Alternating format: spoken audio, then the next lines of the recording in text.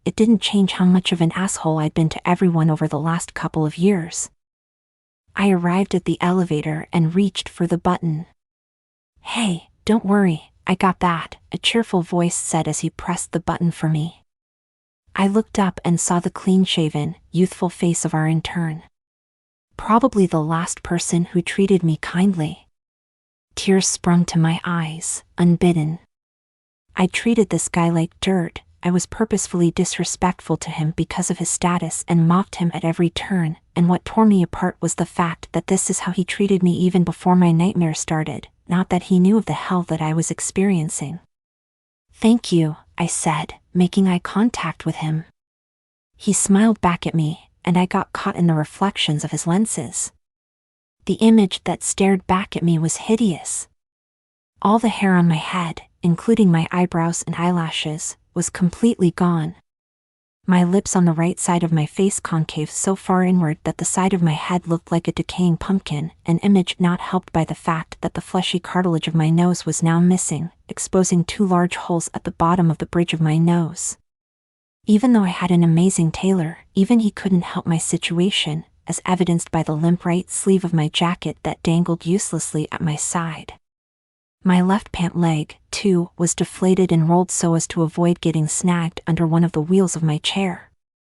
My only remaining fingers on my left hand were my index finger and thumb, which rarely got much use these days except for pushing elevator buttons and pressing the answer button on the Bluetooth touchpad embedded in the arm of my chair. Even with all these enormous changes in my life, my busy work life remained as busy as ever. We rode up together to the 52nd floor where I was to have my meeting. The meeting didn't go well. Everything was a foggy haze, and although I heard angry, yelling voices directed at me, I heard them as though underwater. They were unclear and muddled, and I couldn't care less what they were saying. That is, until Dennis, my immediate supervisor, slammed his hand on the table in front of me. I slowly looked up to see his fuming, hateful expression gazing back down. "Did you just hear a damned word I said, or are you as deaf as you are mangled?" He screamed at me so forcefully that I could feel his breath blowing on me like a hot fan. People in every room 3 floors above or below us must have heard his angry bellow. "No." I wasn't listening, I responded, my voice hollow, devoid of response. "Then let me say it again in a language you can understand. Your work is shit. Get the hell out of my building, you don't work for me anymore." I nodded, and using the remaining digit on my left hand maneuvered the joystick of my power chair to guide me outside the building. It must have been a month and a half or 2 months since this curse started. Some days I'd wake up with everything intact, and sometimes I'd wake up with large chunks of my body missing. The process was so unpredictable that as soon as I thought I was finally adjusting to the lifestyle of invalid, I'd become even more limited. When I finally thought I was safe and nothing more would happen, I'd wake up to find a large section of my leg missing or a few more toes. Nothing prepared me for this day, however. I woke up with a full-length mirror hanging directly above my bed. It took me a moment to realize it because the image staring back at me barely resembled anything human. My lips and gums were completely gone, leaving 2 rows of exposed bone and teeth. My nose, similarly, was completely gone and was replaced with 2 skeletal holes that comprised the outermost pieces of my nasal cavity. My eyelids were intact, but my eyelashes, eyebrows, and all the hair on my head was still gone, leaving me with the appearance of a freakish skeleton wrapped with skin. The skin of my torso around where my right shoulder should have been was smoothed over. My left arm ended just above where the elbow would have connected. The skin stretched across my chest was completely free of any natural markings, no nipples, no navel, nothing. I don't know how, but Fire Femmes just somehow stripped the muscle and tissue away from my collarbone and the most prominent sections of my ribs, leaving the bone in the areas exposed and glaring white. Below my torso, my genitals were gone, removed. He made me into a eunuch. My right leg ended somewhere around the knee. There may have been an appendage, there may not have been. I didn't care anymore. My left leg, as a cruel mockery, he left completely unaltered. It was the only part of my body he had left untouched ever since his perverse torture started. It was a reminder of what I once was, the person who I used to be. It was also the least useful appendage to remain. What was I going to do with a single leg? I can't grip anything with a leg, I can't walk on a single leg, he may as well have taken all of my limbs. My body was destroyed, useless now, and the ironic part of it was that it looked like there had been no damage done. It looked as though this was how my body was supposed to have been designed from the beginning. Like someone had pulled a car from a devastating crash and polished it to a finish. My own body was malformed and incomplete in utility, yet so perfect, smooth, and flawless in finish. It's been like this for weeks. I've never left this bed since I woke up that morning, and from what I can tell, my neck muscles are locked in place, causing me to forever make unbroken contact with my own personal hell, the mirror above my bed. Although I'm perpetually thirsty and hungry, my body never thins nor does it show signs.